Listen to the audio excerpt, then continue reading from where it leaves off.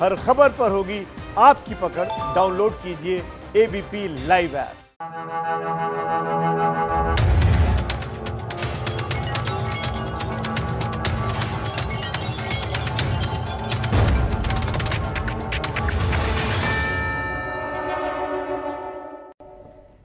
तो जैसा कि अब सीधा सवाल में एक परंपरा की हमने शुरुआत की है कि एक सवाल पूछेंगे और वो सवाल आप लोगों से होगा और उस सवाल के जवाब का आपको थोड़ा इंतजार करना होगा। आज का सीधा सवाल यह कि विकास दुबे पर कोर्ट में केस चलता तो किस हद तक शहीदों को इंसाफ मिलता, क्या मानते हैं? क्योंकि हमने ऑप्शंस दे रखे हैं, उन ऑप्शंस पर किसने कितनी हामी भरी है ये कुछ ही देर में आपको पता चलेगा। बाकी खास मेहमान भी हमारे साथ जुड़ चुके हैं क्योंकि अब सियासत इस पर होने लगी है। और क्या कहा जा रहा है, जब गिरफ्तार नहीं हुआ तो क्यों नहीं हुआ, हो गया तो ऐसे क्यों हुआ, और अब जब भागते हुए इसका एनकाउंटर हुआ तब भी सवाल।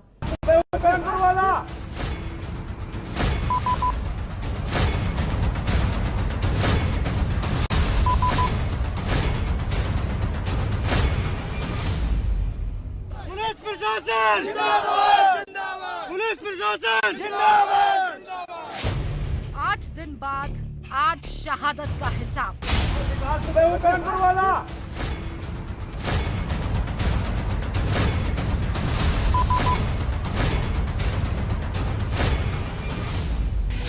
कानपुर से शुरू, कानपुर में ही खत्म।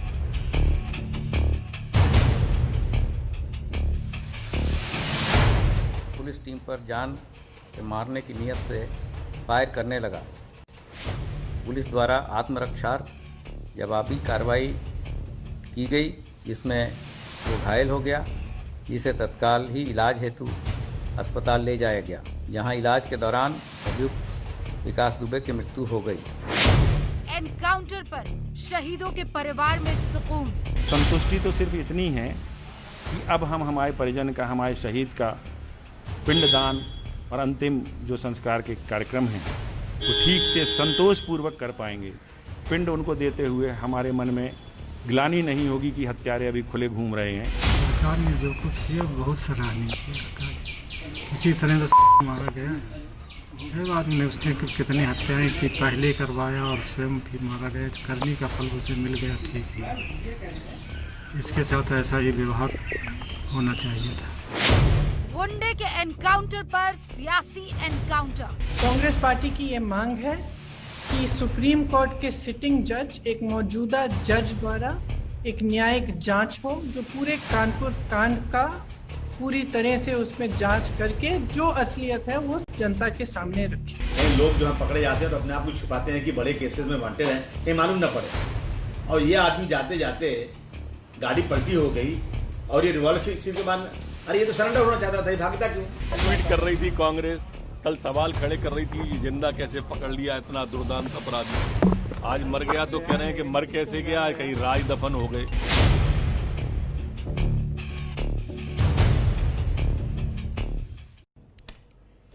तो कानपुर का कुख्यात विकास दुबे आखिरकार अपने अंजाम तक पहुंच गया, लेकिन विकास के एनकाउंटर पर बहुत सारे सवाल उठ रहे हैं। आपने सुना वो सवाल कौन से थे?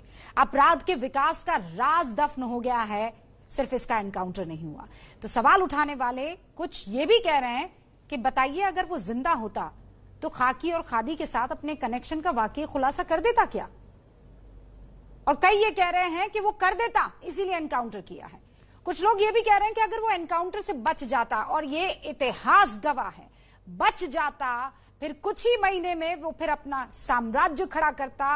राज्य मंत्री रहे संतोष शुक्ला के केस में तो वो बच गया, उसी तरह फिर से बच जाता, उसका साम्राज्य खड़ा होता। हो सकता है कि कहीं से टिकट मिल जाता, चुनाव लड़ लेता, सांसद या विधायक बन जाता, और फिर आप देखते कि सब कुछ वैसे ही चल रहा है जैसे पहले चलता था। आज हमारा सवाल यही है, एनकाउंटर में मारे जाने के बदले अगर विकास दुबे पर कोर्ट में केस चलता तो किस हद तक शहीद पुलिस वालों को इंसाफ मिल पाता?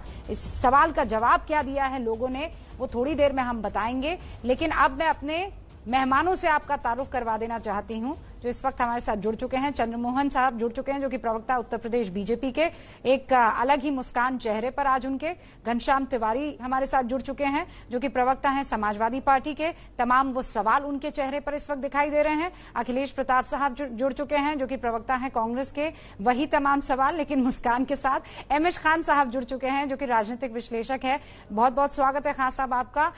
केएल गुप्ता साहब, पूर्व डीजीपी उत्तर प्रदेश के, हमारे साथ जुड़ चुके हैं। गुप्ता जी, आपका भी बहुत बहुत स्वागत है। और मेरे दोनों रिपोर्टर इस वक्त आपको नजर आ रहे हैं, रणवीर और मनोज वर्मा, क्योंकि आज सुबह से हर एक डिटेल, हर एक अपडेट आपके पास पहुंचाया है। लेकिन सबसे पहले चंद्रमोहन जी, ये मुस्कान जो है, ये कोई स्क्रिप्ट छुपा रही है, कोई कहानी, कोई पटकथा छुपा रही है?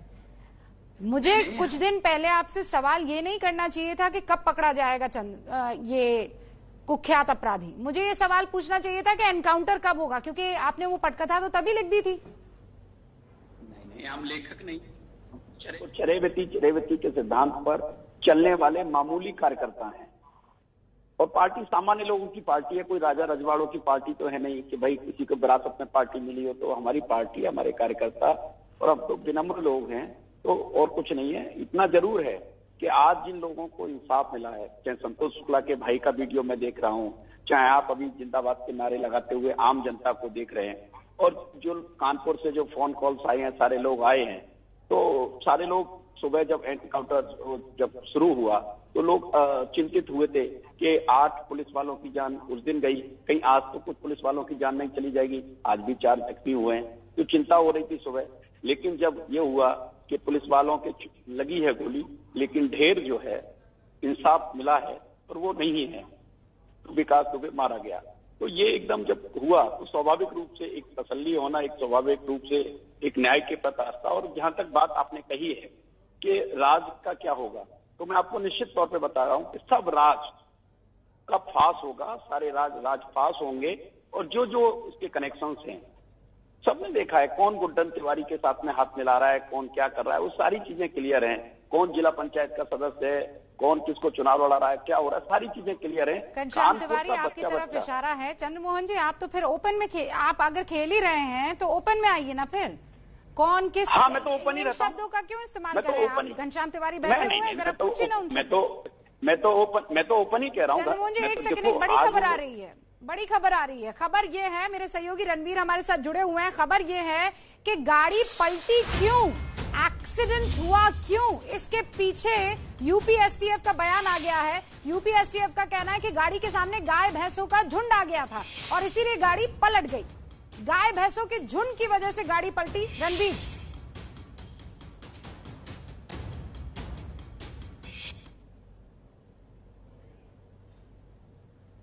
रणवीर, आपकी आवाज नहीं आ पा रही है, दोबारा कोशिश करें। रणवीर, आपकी आवाज नहीं आ पा रही है, एक बार फिर कोशिश कीजिए। नहीं। घनश्याम तिवारी खूब मुस्कुराए। घनश्याम जी, क्यों?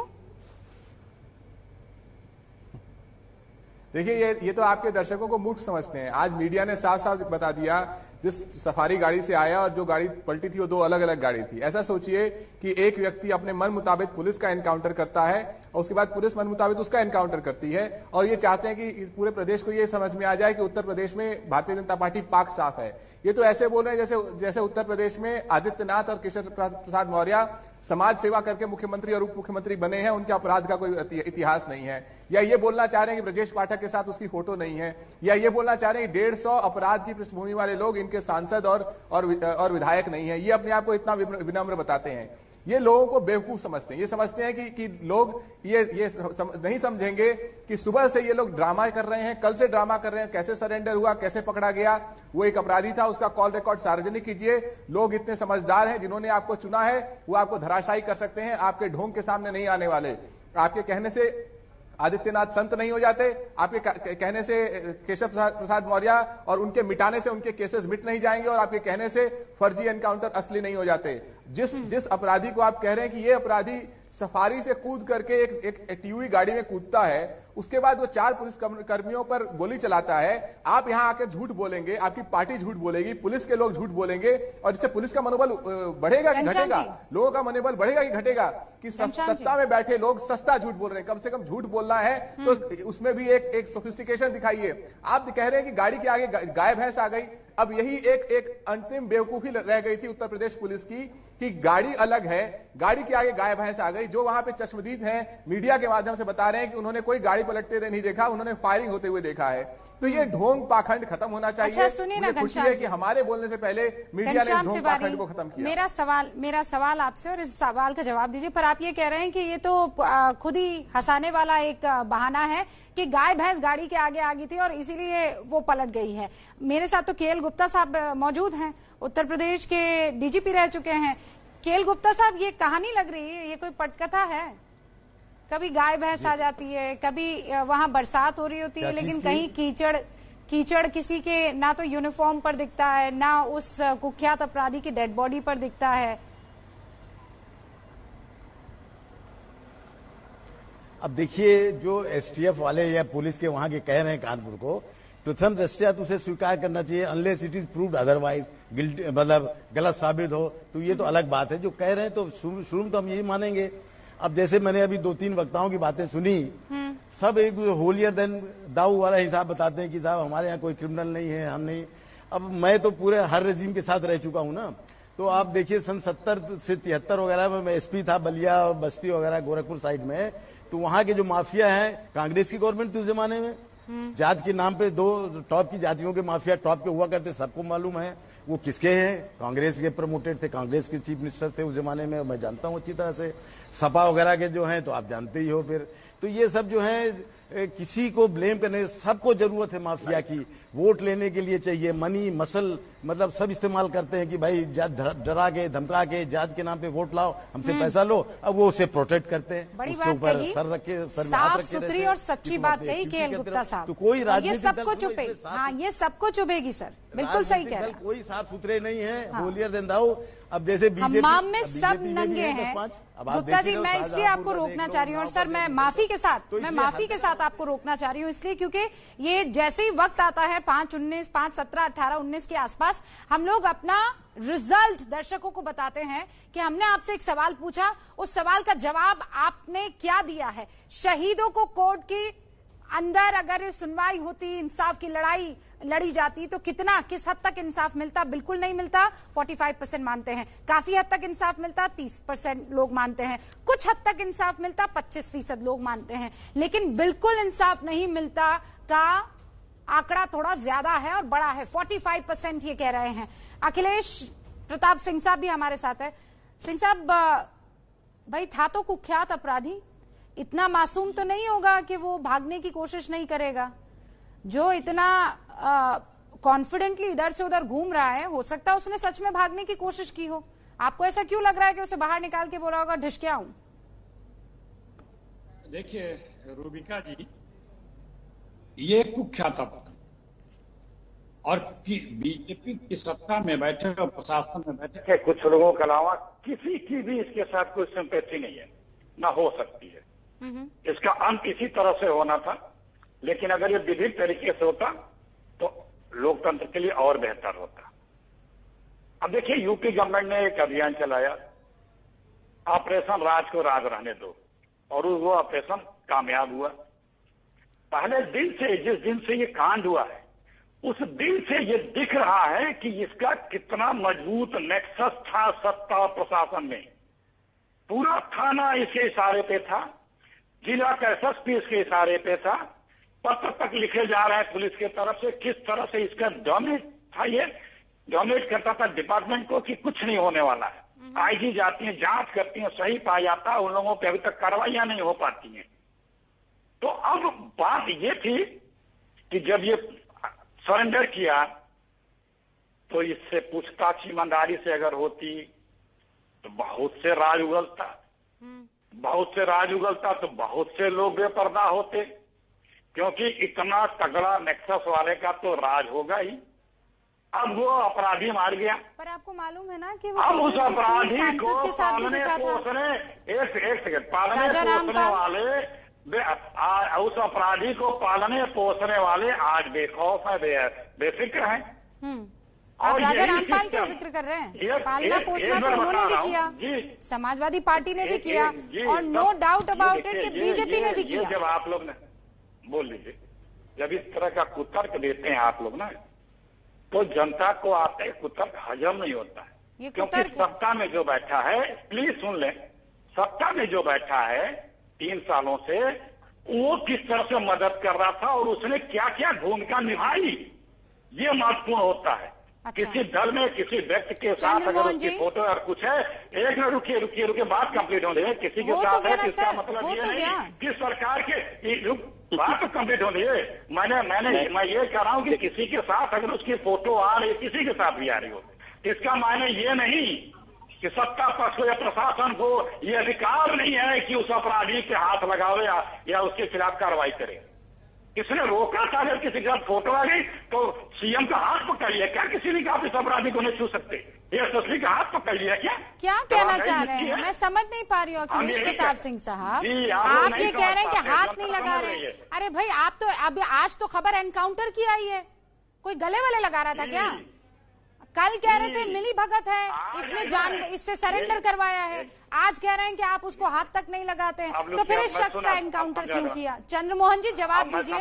आप बड़े राज छिपाना चाहते थे, कुछ बड़ी बातें छिपाना चाहते थे, और इसीलिए आपने इस अपराधी का एनकाउंटर करवा दिया। कांग्रेस इस समय, देखिए, कांग्रेस इस समय कंफ्यूज पार्टी है, पूरी तरीके से कंफ्यूज है। प्रियंका वाड्रा क्या ट्वीट कर रही है? ना रहेगा बांस ना बजेगी बांसुरी। क्या ट्वीट कर रही है वो? क्या कर रही हैं वो? क्यों कर रही हैं? किसको बता रही हैं वो? और वही बात अखिलेश जी दोहरा रहे हैं। कल जब वो पकड़ा गया तो बोले पकड़ा क्यों गया, क्यों पकड़ा गया, क्यों कार्रवाई नहीं हुई, क्यों एनकाउंटर नहीं हुआ? आज जब उसने पुलिस को चुनौती दी, पुलिस ने जवाब दिया, तो कह रहे हैं क्यों जवाब दिया? पुलिस को तो माला मंगानी चाहिए थी, एसटीएफ को तो फोन करना चाहिए था। अखिलेश जी कहाँ हो, एक माला भेजो, प्रियंका जी कहाँ हो, एक माला भेजो, और माला लेके ये लोग जाते और वो माला डालते उसके विकास दुबे के। सलमान खुर्शीद को सबने सुनी लिया, क्या बोल रहे थे? जितेंद्र प्रसाद क्या बोल रहे हैं? जाति की टिप्पणियां करने लगे, जातिगत राजनीति करने लगे।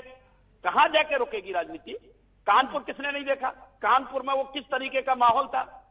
हमारे ही 8 लोग हमने इसलिए भेजे थे उसके घर, शहीद होने भेजे थे क्या? हमने गिरफ्तार करने भेजा था। 18 के बाद में कार्रवाई हुई है। अरे चंद्रमोहन जी, समाजवादी पार्टी से शहीद सीओ एक्स्ट्रा फोर्स मांग रहे थे, और आप ही की पुलिस के आला अधिकारी फोर्स देने से इनकार कर जाते हैं।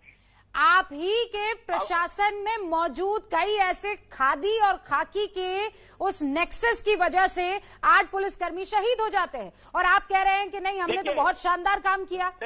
अव्वल तो ये यूपी से भाग जाता है। रूपका जी सुन लीजिए, हम लोग इस विषय पर पहले बैठे, आज फिर बैठे हैं। मैंने उस दिन भी कहा था कि पाताल में भी होगा तो कार्रवाई होगी। अच्छा चंद्रमोहन जी, एक और तर्क देती हूँ मैं। आपकी एसटीएफ जो है वो एक आदमी को संभाल नहीं पाई। वो आदमी जो ठीक से चल भी नहीं पाता है, वो हीमैन बन जाता है। अचानक गाड़ी पलटती है, उसके अंदर सुपर पावर आ जाते हैं, और वो दौड़ता है, दौड़ के बहुत आगे जाता है और गोलियां चलाने लग जाता है। और बाकी सारे पुलिसकर्मी, देखिए रूपका जी, आपने अभी खादी और खाकी की बात की। खादी और खाकी को जिसने बेदाग किया है उसको सजा मिलेगी। किसी कोई छोड़ा नहीं जाएगा, सजा मिलेगी। लोग रोएंगे, चिल्लाएंगे, चीखेंगे, और चीखना चिल्लाना शुरू हो गया है। आज जिस तरीके से एक चैनल पर बात करते हुए अखिलेश जी ने जो सब बोला है, वो सबके समझ में आ रहा है। इतना लाड़ क्यों हो रहा है, क्यों प्रेम उमड़ रहा है उनको अपराधियों के प्रति? अरे जो मलखान के पैरों में, बड़ी खबर, मनोज वर्मा शबराम के पैरों में, जिस गांव में ये नरसंहार हुआ था वहीं पर मौजूद है, कुछ बड़ी खबर दे रहे हैं। मनोज बताइए, क्या जानकारी मिल रही है वहां पर? सुबह से वहां तो हर एक घर की तलाशी ली जा रही है। जी बिल्कुल, देखिए, सुबह पुलिस की टीम को जानकारी मिली थी कि बिकरू गांव के अंदर कुछ बम होने की सूचना मिली थी। उसके बाद पुलिस की टीम यहां पर पहुंची, बॉम्ब स्क्वाड को इस बात की जानकारी दी गई, और लोकल पुलिस ने यहां से बिकरू गांव से, पंचायत घर से 7 देसी बम बरामद किए हैं, जिनका वजन करीबन 300 ग्राम के आसपास है, और काफी शक्तिशाली वो बम थे। और ऐसा माना जा रहा है कि कहीं ना कहीं वारदात वाले दिन ही इस्तेमाल किए जाने थे ये बम। इसके बाद बॉम्ब स्क्वाड की टीम ने एक एक घर की तलाशी तलाशी ली बिकरू गांव के अंदर। जिन घरों पर ताला लगा था उन घरों को ताला तोड़कर तलाशी ली गई। एक बार फिर से विकास दुबे के घर की तलाशी ली गई और पूरे गांव की बार बार सघन तलाशी अभी भी की जा रही है। और यही कोशिश लगातार पुलिस की जा रही है कि अभी भी हो सकता है कि कहीं ना कहीं असला बारूद या ऐसा कोई सामान कहीं ना कहीं से रिकवर हो जाए, क्योंकि अभी बहुत सारी चीजें इस पूरे मामले में रिकवर होना बाकी है। नजर बनाए रखिएगा और हर खबर पर नजर बनाए रखिएगा, हमें जानकारी दीजिएगा। बहुत बहुत शुक्रिया। फिलहाल हमारे साथ एमएस खान साहब भी जुड़े हुए हैं, राजनीतिक विश्लेषक, लेकिन बीएसपी का मत जो है वो ज्यादा इनको भाता है। खान साहब, आपके पास क्या इस बार की थ्योरी है? कुख्यात अपराधी के एनकाउंटर से आप लोग भी दुखी हैं? नहीं, दुखी कोई रूबिका जी दुखी है, वो अपराधी और उसने हमारे आज पुलिस जवानों को शहीद किया था। अब सवाल इस बात का, आज जिससे विवेक कर रही मैं उसी पर रहना चाहता हूँ। उज्जैन से जब ये चला है तो सफारी गाड़ी में चला है। सफारी गाड़ी में बैठा होगा तो बीच में बैठा होगा एक साइड, उसके बाद यहाँ कानपुर आते आते वो गाड़ी बदल जाती है, एसयूवी गाड़ी पलटी हुई दिखाई देती है। एसयूवी गाड़ी पलटी है तो भैंस से टकरा के पलटी है, तो क्यों एक ही गाड़ी पलटी और भैंस कहाँ गई और गाय कहाँ चले गए, वो क्यों नहीं चोट खाए? देखिए, सवाल इस बात का है कि फिर इस एसयूवी में भी अगर बैठा है वो और गाड़ी पलटी है तो वो बीच में बैठा होगा, दोनों तरफ पुलिस वाले बैठते हैं। किसी भी अपराधी, ये तो बहुत बड़ा अपराधी है, इसको तो हम बहुत इसको तो सजोग लाना चाहिए था कि कैसे ये बीच में बैठ के जब गाड़ी पलट गई तो एक सिपाही एक पुलिस वाला, और कौन पुलिस वाले थे कितने? चंद्रमोहन जी, स्क्रिप्ट तो अच्छे से तैयार कर लेते ना आप। पूरा देश, तमाम विपक्षी दल यहाँ पर, अरे ऐसी इतनी बढ़िया आजकल क्राइम सीरीज आ रही है, आप कोई स्क्रिप्ट तो ढंग की तैयार कर लेते हैं। हमको स्क्रिप्ट नहीं तैयार करनी थी, जो है वो बताया जा रहा है। इसमें जिनको जो स्क्रिप्ट तैयार करते रहे हैं वो स्क्रिप्ट की बात करें। हमने अच्छा, खान साहब को 30 सेकंड और दीजिए। चंद्रमोहन जी रुकिए, खान साहब को अपनी बात पूरी कर लीजिए। हाँ, खान साहब को अपनी बात पूरी। हाँ खान साहब, 30 सेकंड और सर। मैं ये कह रहा हूँ कि वो एक पैर से वो अपाहिज था या लंगड़ा था या नहीं चल पा रहा था, जब गाड़ी गिरी है तो पहले पुलिस वाले निकले होंगे। मैं मानता हूँ कि वो उसके बाद निकला होगा। उसके बाद निकलने के बाद उसने पिस्टल छीन लिया, तो पिस्टल छीन लिया तो फिर पुलिस वाले 4, 5, 8, 10 जो 8-10 गाड़ियां पुलिस की चल रही थी, वो क्या कर रही थी? उनको मारना चाहिए, पैरों में गोली मारना चाहिए, कमर के नीचे गोली मारना चाहिए। इससे हमको बड़ी मछलियों के नाम उगलवाना है। आपने बड़ी मछलियों के नाम उगलवाने से पहले इसको मार दिया, आपने सीने पे 3 गोली मारी। आपके रिपोर्टर बता रहे हैं इनकाउंटर के पहले 5 किलोमीटर पहले ही सभी गाड़ियों को रोक दिया गया। जो आपके मीडिया कर्मी थे इनको सबको रोक दिया गया। क्यों रोक दिया गया भाई? क्या अचानक हो गया? मैं यही सवाल उठा रहा हूँ। मारा गया, ठीक किया आपने, लेकिन अदालतें बंद हो गई। अदालतों को खत्म कर देना चाहिए। न सुप्रीम कोर्ट रहे न हाई कोर्ट रहे, कहीं किसी का कोई न्याय नहीं मिलेगा क्या? अरे कहीं अन्याय हो गया। खान साहब, अब मैं आगे बढ़ूं या अभी और आप कहना चाहते हैं? जी बढ़ जाऊं सर आगे? जी बढ़ गई है, बता दीजिए कैसे वो भागा, कैसे मारा। ओके, वही तो। अरे अभी तो रणवीर हमारे साथ जुड़े हुए थे, बात नहीं कर पा रहे थे। रणवीर बता दें। रणवीर बताइए जरा, ये गाय भैंस अचानक कहाँ से आ गई? देखिए, एसटीएफ की प्रेस रिलीज के मुताबिक ड्राइवर बहुत थका हुआ था, बहुत दूर से गाड़ी चला रहा था, और जब वो आया तो अचानक गाय भैंस आ गए और बचाने के चक्कर में उसने गाड़ी काटी। गाड़ी पलट गई। उसके बाद 2 सिपाही जो अगल बगल बैठे थे घायल हो गए, और इसका फायदा उठा के जो विकास दुबे है वो पिस्टल लेके भागने लगा। तो उसके बाद पहले कोशिश की गई उसको जिंदा पकड़ने की, लेकिन काउंटर फायर हुआ और उसमें गोली लगी। एक बड़ा सवाल है, जो विजुअल हमने देखा था उस विजुअल में बहुत सी गाड़ियां काफिले में चल रही थी, और जब भी कोई इस तरह का आरोपी होता है या वीवीआईपी होता है तो वो बीच की गाड़ी में चलता है। तो गाय भैंस उसी गाड़ी के सामने कैसे आ गई? पहली गाड़ी और बाकी गाड़ियों के सामने क्यों नहीं आए? और अचानक जो है, जो पहले दूसरी तीसरी जो भी गाड़ियां थी आगे, वो निकलने के बाद विकास दुबे जिस गाड़ी में था उसी गाड़ी के सामने आए, बाकी किसी गाड़ी को। तो कई ऐसे सवाल हैं जो फिलहाल सामने आएंगे। जी ओके, केएल गुप्ता साहब कुछ कहना चाह रहे हैं, फिर अखिलेश जी आपका भी रुक होगा। खान साहब रुक जाइए, एक सेकंड, आपको बहुत मौका दिया मैंने। केएल गुप्ता जी कुछ कहना चाह रहे हैं? जी सर। जी हाँ, मुझे 1 मिनट बात कर लेने दो बस। मैंने सब राजनीतिक दलों के हमारे प्रवक्ताओं से बातें सुनी। मुझे बड़ा दुख हो रहा है कि 8 पुलिस वाले जब मारे गए थे, किसी ने इस तरह की सहानुभूति दिखाई? क्यों मारा, उसके पास क्यों इतने आर्म से एम्युनिशन आए, हमने कैसे इसको प्रमोट किया? हम सभी का इसमें योगदान है उसको प्रमोट करने में, बढ़ाने में। एक क्रिमिनल जो वहां से आ रहा है, मारा गया, उसकी अभी जुडिशियल या मजिस्ट्रेट इंक्वायरी होगी कोई एनकाउंटर की, सब डिटेल्स आएंगे। अभी से नुक्ताचीनी की, अब गाय भैंस क्यों आ गई, लंगड़ा रहा था उसे क्यों मारा गया? अरे भाई, क्रिमिनल के साथ ही सब हमारी सब फेवर करना है हमको, सब सहानुभूति उसी के साथ है जो 8-10 मरे हैं और हजारों को उसने मारा। 60 केसेस हैं उस पे और एक में भी सजा नहीं मिली कि कोर्ट के सामने पेश कर दो। अब वो 60 के बाद 61वां केस हो जाता और फिर और बेल में छूट जाता, फिर आप लोगों से पैसा लेता, फिर वही धंधा करता। तो अगर मारा गया है तो उसकी डिटेल्स में कोर्ट्स जाएंगी, जुडिशियल मजिस्ट्रेट, सब जानते हो आप लोग कि जुडिशियल इंक्वायरी होगी या मजिस्ट्रेट इंक्वायरी होगी, उसमें आ जाएगा अगर पुलिस वाले ने गलती किया है तो उसको सजा मिलेगी, उससे मर्डर का मुकदमा भी कायम होगा। तो अब वो है कि भागा, अब भाई वो क्रिमिनल है, पहले तो गया था सरेंडर होने की, कोर्ट से मैं आऊंगा ट्रांजिट रिमांड में जिससे प्रोटेक्टेड रहूं।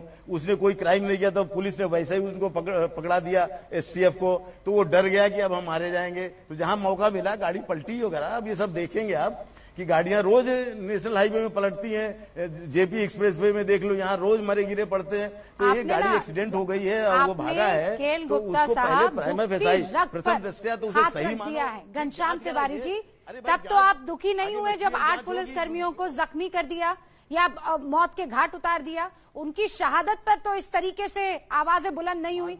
क्यों एक क्रिमिनल के लिए इस तरीके से कि भाई क्यों मर गया, कैसे मार दिया, सबके सब एक सुर में बोलते नजर आ रहे हैं?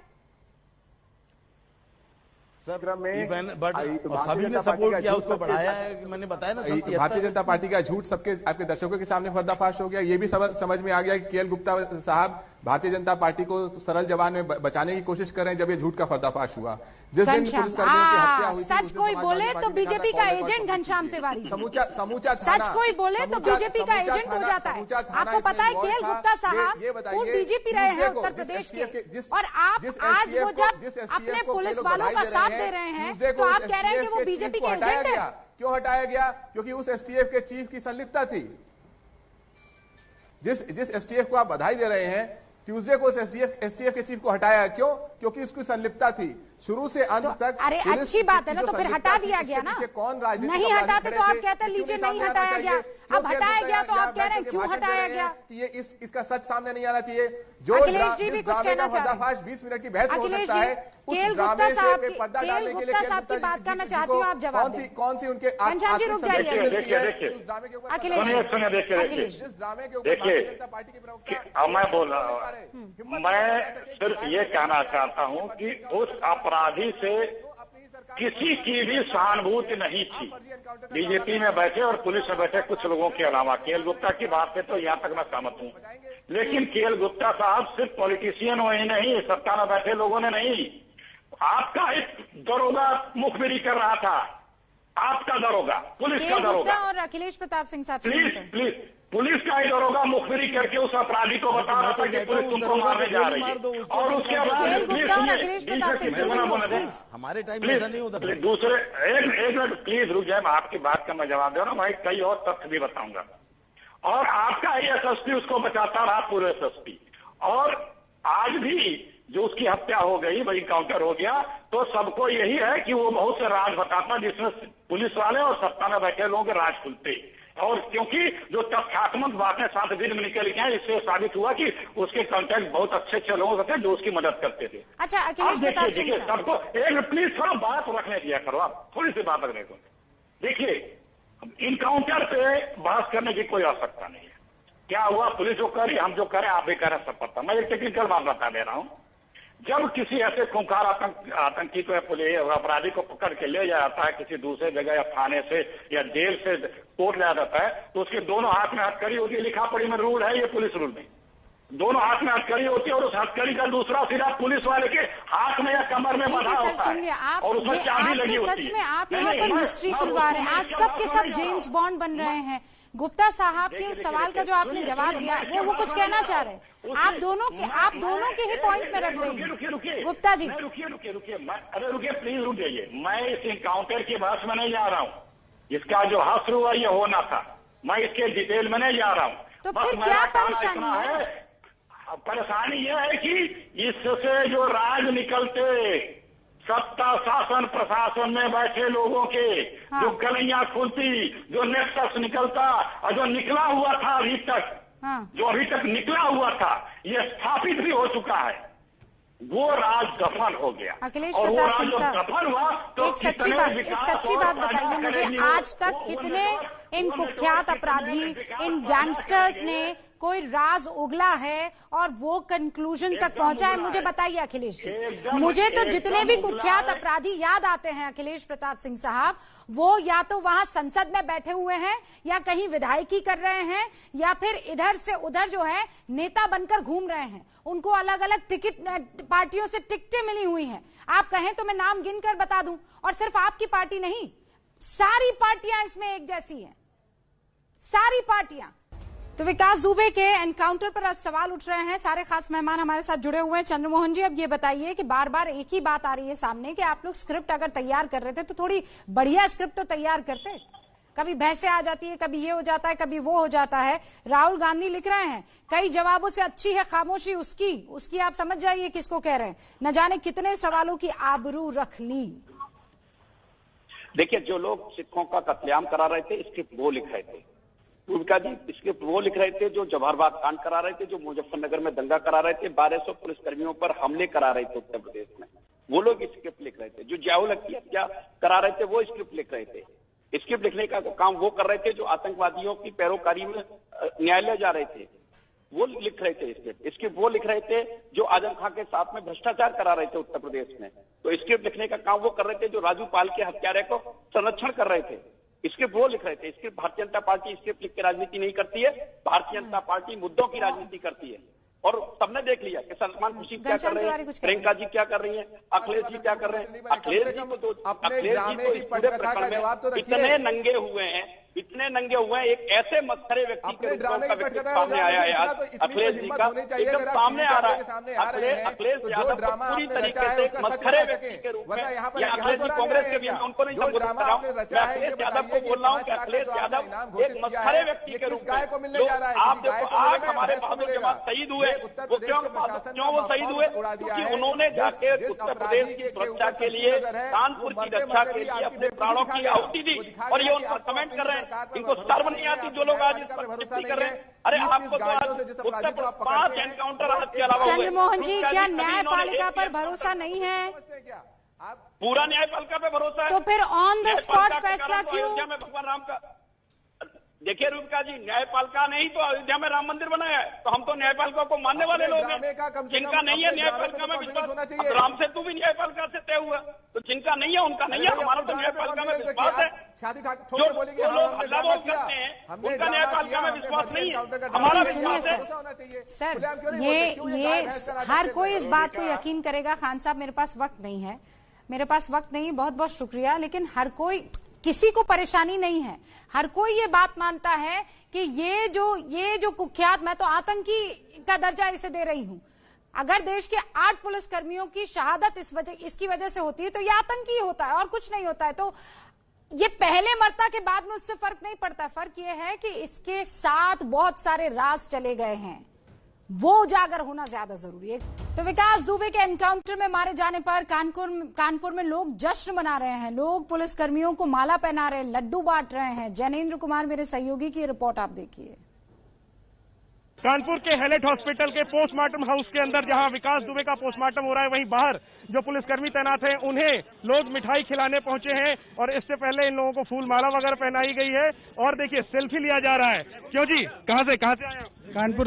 कानपुर से बिल्कुल। इसलिए पहुंचे यहाँ? पुलिस की प्रशंसा के लिए। काउंटर जो किया पुलिस ने वो सही किया? बहुत बेहतरीन किया, बहुत जबरदस्त काम, कोई सवाल नहीं। कितना लड्डू क्या नाम है आपका?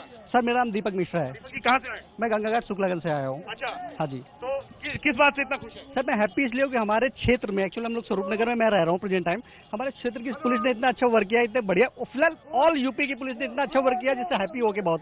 ठीक है, तो चलिए, पब्लिक जो है वो उसका मूड क्या है देखिए। पोस्टमार्टम हाउस के अंदर पोस्टमार्टम चल रहा है, जिंदाबाद, बाहर पुलिस प्रशासन जिंदाबाद के नारे और मिठाई फूलमाला। क्यों सर, एक आप भी बता दीजिए, क्यों तिवारी जी, कैसा लग रहा है ये माला? खुशी की बात है भाई जी। क्यों सर आपको एकदम खुश है। हाँ, कभी नहीं हुआ है, कभी नहीं हुआ है, इतनी खुशी हो रही है। ऐसा कभी नहीं हुआ कि पब्लिक आई हो, फूल माला पहनाई हो? ना, कभी नहीं, कभी नहीं। खुशी हो रही, बहुत गर्व की बात है। हम उम्मीद करें कि ये सिलसिला जो अपराधियों को गिरफ्तार करने का और ये जो कार्रवाई करने का हुआ है, ये जारी रहेगा। कानपुर के एक पुलिस अधिकारी ने कहा कि ये ऐतिहासिक और गर्वान्वित करने वाला एनकाउंटर था। पब्लिक सेंटिमेंट भी यही है कि एनकाउंटर जो हुआ वो ठीक हुआ, लेकिन उसके बाद सवाल ये खड़े होते हैं कि जस्टिस, न्याय, और वो भी लोकतंत्र के हिसाब से कैसे।